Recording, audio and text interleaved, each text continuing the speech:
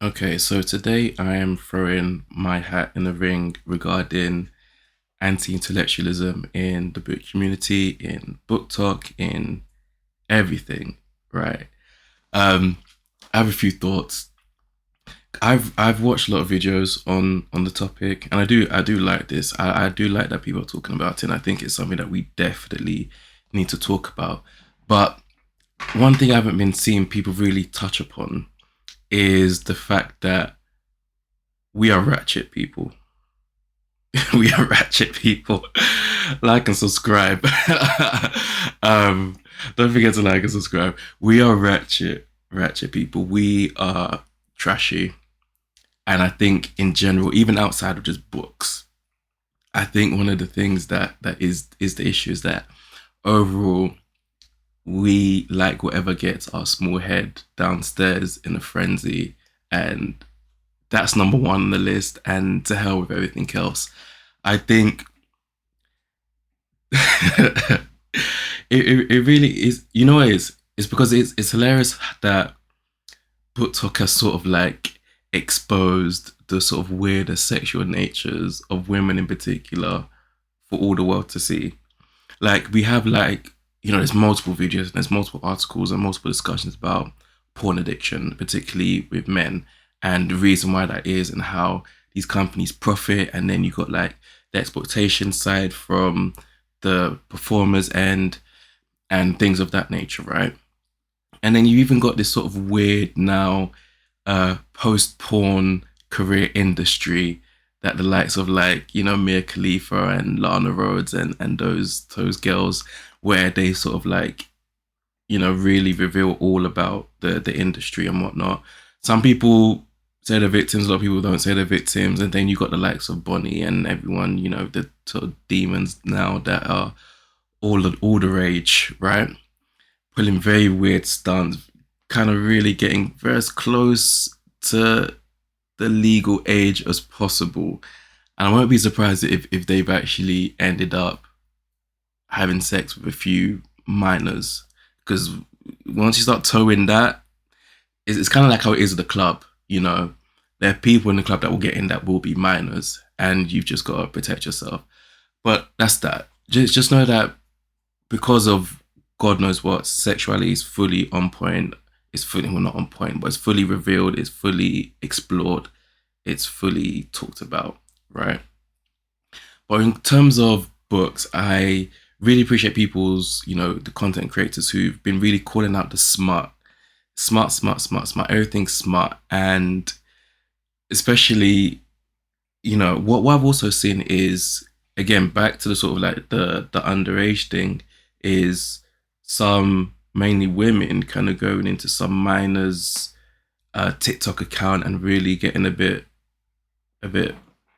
frisky with them.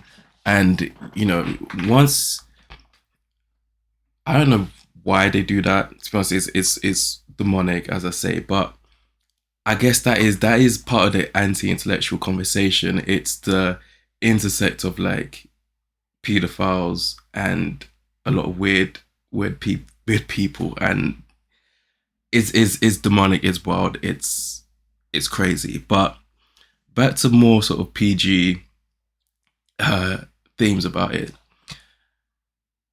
For me, the big theme when it comes to anti-intellectualism is disappointment. And I think it's disappointment that those who want to explore just maybe better fictional literature and maybe even non-fiction as well, they weren't able to become the sort of first movers within the TikTok space. They weren't able to really sort of monopolize the book talk space and sort of take over. Because the thing is that like I said, we've always enjoyed smart, always enjoyed crazy demonic stuff, right? But but if you have an app that's about to come through, have so much engagement, have so many users, be able to literally be so influential that it's now really like is dictating a lot of what books are getting published. And when you try to buy a book, you'll see TikTok made me buy it. You'll see all those headlines. If the fact that that came about, and it was mainly sort of utilized by, those with those books that had less literary merit and whatnot. It's very disappointing when you think about it, especially like, for example, um, I've just read, and I'll have it on my channel by the time this is up. I've just read Austerity Bites 10 Years On by Mary O'Hara, which is a fantastic book about the way that austerity has like just destroyed people's lives in the UK. I'm a big advocate of like very important non-fiction works of that kind of ilk. Um, I just finished Empireland, how imperialism has shaped Britain. Again, another fantastic book, fantastic history book. So like it's crazy how those type of books that really talk about very, very important topics and topics that people vote on. Like people vote on like economic policy and whatnot. People protest against economic measures and all that good stuff. And we're having cultural conversations all the time about how colonialism, slavery, imperialism has literally shaped the world. No matter who colonized you, whether it was the Spanish, the Portuguese, the English, whoever. Um, it's been a madness. It's touched everyone in so many different ways. And I think when it comes to disappointment for me with TikTok is the fact that those books don't get the whole TikTok made me buy it marketing label to really drive sales. It doesn't move people like that. It doesn't get it at all. Because it was the TikTok, the BookTok, I guess, book publishing industrial complex has already been monopolized by those who enjoy lesser works, those who enjoy a lot of smart and those who, not gonna lie to you, enjoy the bestiality and zoophilia of the whole bad boy that's like non-human and I'm seeing a lot of weird things. There's a lot of weird people are weird. People are weird. People are very weird. But yeah, it's a shame because like if imagine if these books were able to get that kind of awareness and well, I should say get that sort of hype to raise awareness of the public about things that they would care about, like, the cost of living and just learning more about how, certain actions are really affecting people. And even for example, like if I'm going to talk about austerity, one of my favorite and most important books I've ever read is called Austerity: The History of a Dangerous Idea by Mark Blythe. It was released in like 2013. Excellent book. And Mark Blythe, not only does he go over like the 2008 financial crisis, but he also goes over the philosophy behind austerity. And so he talks about how these philosophies turn into policy. Fantastic book, right? But it's books like that really are just so vital, that really should be getting pushed to everyone. Because if you like to survey people and be like, what do you think about austerity, whether in practice or as an economic policy or whatnot, most people are gonna be so against it. And of course, like it is the crappiest policy ever, like horrible. And it's just a shame that non-fiction works and important works just don't seem to really get that push. What also doesn't seem to get a lot of push is the more unknown works, the more the hidden gems. It's funny, like I used to manage like bars and restaurants. And when I see reviews for like bars, even when the ones that I'm going to or the ones that I've managed, people always used to sometimes comment about, oh, how this is a hidden gem. And I'm from London as well. So like London as well, with London, and I've worked in like the property sector as well in London in a past life. Everything is hidden in so many different parts of this city. It's nuts, like honestly. Restaurants, houses, flats, you flip in meter. It's like you have your house one place or your flat one place, and I believe you me, the meter is somewhere else. Like it's not readily accessible. For example, I was a property inventory clerk, right? And so after these houses are sold and the tenants are moving out, or before the tenants are moving in, I, as the clerk, would go in and catalogue everything, the condition and whatnot. It'll be reported, it'll be sent to estate agents, etc., etc. I used to do that. And so I remember doing a flat, well, flats in this sort of new development in near Bank, right? Like Cheapside, if you know. And so I'm doing the thing. I've done my job, my work, and then I've got to do the meter readings. And the meter readings aren't in like the actual flat. It's like round the corner behind this alleyway that's like opposite the back of a Greg's and a pub. And like the building's like here, and like, oh, it's weird. Weirdest place I've ever seen, and it was meters for the whole flat, for the whole block of flats, right? So very weird, like London, very weird. And so I managed a restaurant that was very tucked away, and you would not, and it's in a place where it was in like one of those sort of business industrial sort of parks where you're not gonna expect to find a restaurant. And so a lot of the reviews will be like, this is a hidden gem because it's like I'm just in, and it was in ends as well. Like it's not just on like in Soho or anything like that, or any of the sort of obvious places, or in the West End to like eat, right? It was this is a industrial retail park. And so I used to get a lot of like Google reviews saying, oh, this is such a hidden gem, etc., etc., because it was right at the end of this park also. But it's crazy how like in those sort of instances with like pubs and bars and restaurants, you'll get you'll see articles about what are the most hidden gem places in London, in this city, in that city, etc., etc. But it's crazy how you don't really get that much for books, especially in terms of TikTok, and how you know, especially for well, in TikTok's case, it could really sort of drive so much traffic, so much just so much notice to these unknown books. Like if you follow my booktube or my bookstagram, you'll know that I read and rate and review very unknown books. Illborn by Daniel T. Jackson, The Counselor, the plethora of non-fiction books that I read that are not, some are self-help, small minority of self-help, but are mostly like sociology books, finance, history, etc., etc.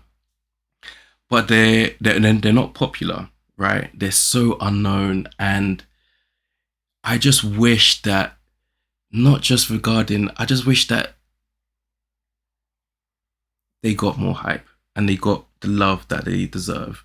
And they are sort of buried in like right at the bottom of this sort of anti-intellectualism discussion, because these are really the books that I think, one, even just the fantasy books I've just listed, The Counselor, Illborn, they're just great books that are so well written. And then two, in terms of like the non-fiction books I'm talking about that are subjects that people really care about, it would just be great for people to just learn more about, a given topic. And that kind of leads me on to like the anti-intellectualism part that detests non-fiction. People have equated non-fiction with self-help for too long, and there needs to be completely separated. I love reading academic works. I find them absolutely the best thing. One of the weird things about with it is that, especially if you go like some of like the Routledge academic works, they're expensive as hell. These books, you'll see them at like 30, 40, 50 pounds, sometimes going up to like 80 pounds. One thing I love is when I find it secondhand for like £3 and I'm like, yep, getting that straight away. Like I love that. But I love like academic works. I think, like I read everything. I think it's like the best thing ever. And I hate, a part of the anti-intellectual vibe is that it's always fiction over non-fiction, and people love to take shots at men who only read self-help, but really it should be getting those men who are actually reading, which is good, which is actually a problem in and of itself. People aren't reading enough anyway. At least these people are actually becoming familiar with books, opening them up, reading, even though they say, I don't know, and I've heard it, and to be honest, it is true. I'm not getting at these men, they are correct. If I want to read a book about business and finance to learn more about how I can better myself and my business and my financial situation, more power to you. There's a reason why, they're so popular, right? There's a reason why a few that really sort of break through us are popular. But like with anything, there's a plethora of books that aren't well known, aren't well read, and aren't revered as much as they should be. And so an actual, besides, I get it. When it comes to the anti-intellectual conversation, it's mainly about those TikTok girls that I've seen. I've seen their videos about how they don't read paragraphs, they only read speech. They don't care about a character's backstory. I've seen those. That's cool, and they will get flamed all day long. But there's also an aspect of anti-intellectualism that comes from people who look down on those girls, that also look down on people reading nonfiction, or who just equate nonfiction with self-help, or who just kind of look down even on, like I said, the guys who are only reading business books, who want to better themselves. That they will even look down on upon those people. So no one is innocent here. Like no one's a victim or anything like that. But yeah, and it's kind of despairing a bit, because I think it's a bit disingenuous how there'll be talks about consuming more intellectual books and whatnot, but really everyone who's not reading what you're reading is getting flamed because it's different, and it's a shame. It's a shame. Um, and again, like when I'm gonna list some more books, like I've read such important books. I will say this again. I've said it before. I'll say it again. Gendercide and Genocide, the anthology by Adam Jones, one of the most important books I've read in my life. Epic book. The Rise of Africa's Middle Class, another anthology that was absolutely great. Sex, Race, and God, which is like a feminist theology book, really good. Unequal Childhoods, what is that? Race, Gender, and Class and Family Life by Annette LaRue. Great sociology book comparing middle class and working class families and how they raise their children. The Woman in the Body, great anthropology book, which is a cultural analysis of reproduction by Emily Martin, the anthropologist. Great book. Fashion and its Social Agendas, very, very good book if you want to read about class and fashion and the history behind it for predominantly 19th and 20th century France, UK, and America. Great book. Even some anthologies that are kind of less than, like Men in Development, that I didn't like, but I understand the reason for that book. You know, books on class, like there's a pretty good book, Gentrification, a Working Class Perspective. If you're interested about that, the author goes through. Wait, the book's right there. Kirstine Payton goes. This was part of her like PhD studentship, and she is focusing on the town that's on the outskirts of Glasgow in Scotland and how gentrification is affecting them. Spreading Misandry, if you want to read more about just a bit of media cultural analysis from 1990s TV. Very, very good. So like there's a whole bunch of books out there, and there's more, and I have a ton more on my channel that I talk about and I will talk about as well. So there's that. But another aspect of this conversation is also artwork, the aesthetics versus substance versus actual reading. How much of a book is about its visual art. I have, look behind me, I try at least, if you ignore the bottom, that's my non-fiction that I just throw apart. But the sci-fi and fantasy books I have behind me, the ones that most I've read, some I haven't read, it is arranged to look somewhat aesthetically pleasing, and that is okay. I'm totally fine with that. I'm totally people fine with buying books. Well, buying books that they know they're gonna read, but for now want it to serve a certain artistic purpose. Totally fine with that. Doing it myself. Um, I'm what's so wild, and this is how like not thought out this thought is that I'm not quite sure how I feel about, people who used to buy those like law books and encyclopedias, the sort of like typical visual like bookshelf back in the day. I'm not sure about that, because those were like, I don't know, at the same time, those encyclopedias, you need to reference those. It was pre-internet as well, so I don't know. I don't know. But the artistic side is to be taken into account as well. A lot of these books look nice for a reason. People collect them for a reason. I have SF Masterworks collection for a reason. They look good. And, this, even though I'm not quite a special edition, super expensive book purchaser, collector like that, but I do understand that people like that. And I don't think it's sort of anti-intellectual to do that neither. Um, it's funny because I bought this SF Masterworks book called Tau Zero by where is it? Tau Zero, Tau Zero, Tau Zero. That is crazy. I can't even find it right now. Here we go. Paul Anderson, Tau Zero. When I got this, what was so crazy was that I bought it from multiple secondhand my like, trusted like online booksellers, and they kept sending me the the black spine ones, the blue black old ones, the SF Masterworks. I kept returning it. It's like and to be honest, to be fair, they were advertising the yellow one. And I know, I guess the ISBN number and everything, they were saying they can't guarantee, etc., etc. But I was sending that back happily so, because I wanted the yellow spine and not the black spine. So, I guess I do stuff like that. I plan on reading it. I won't lie. I saw the synopsis for that, the blurb, and I was like 100% reading it.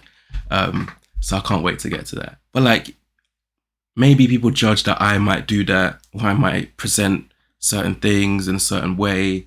Some people might not like the fact that I absolutely love and have Harry Potter there because of J.K. Rowling and the whole transgender issue with that. Like, people might not see it as, politically correct or even intellectually honest that I still really like the franchise, like really love the franchise or anything, and I would showcase it.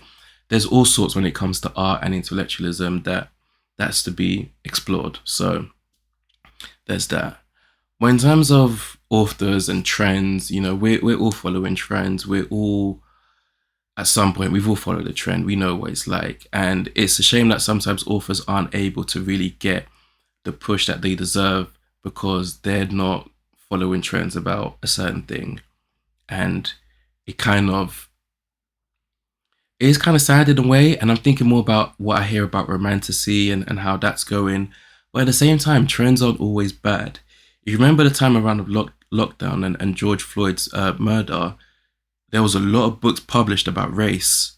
A lot of very important books published about race. Publishers were tripping over themselves trying to get authors to write about the Black experience, about racism, about systematic oppression. And there was a plethora of fantastic books that came out within that time period. Empire Land, that I mentioned earlier, that came out in 2021. So that kind of also coincided with that. He caught that wave. So trends aren't always bad, but at the same time, it's a tragedy that that trend happened. And this has been talked about a lot in terms of black squares and people really, paying black authors and authors from minority backgrounds attention because a great worldwide travesty has happened that's race related, right? That's been talked about, and I do agree that it's a shame that that is not just sustained at all. Like, it definitely is. Something has to happen. Someone has to die. The police got to kill someone. There's got to be some sort of great tragedy for for motion to really start happening within that sector, which is a shame, as opposed to it just being an elevated understanding and an elevated sort of hype about it, and a respect, and it being really part of the intellectual culture, the book culture, booktube culture, BookTok culture, Bookstagram and whatnot. It's a shame that it only seems to spike during certain times. Um, Again, that the books that come out from that are so important that, I understand why publishers are tripping over themselves to publish books and why people will read them and review them. But I also wish that it wasn't just within that time frame, right? Before, it kind of wears off and then we go into the next news cycle. It is a shame. It is a shame. So yeah, this is just, again, I should have said this at the start, but these are just my ramblings about what the videos I've seen, few other things that here and there, my mind's kind of gone all over the place. But I hope you enjoyed it. Let me know if you want more videos like this. Comment below what you guys think about anti-intellectualism in the book community. And yeah, thank you for watching. Thank you for listening.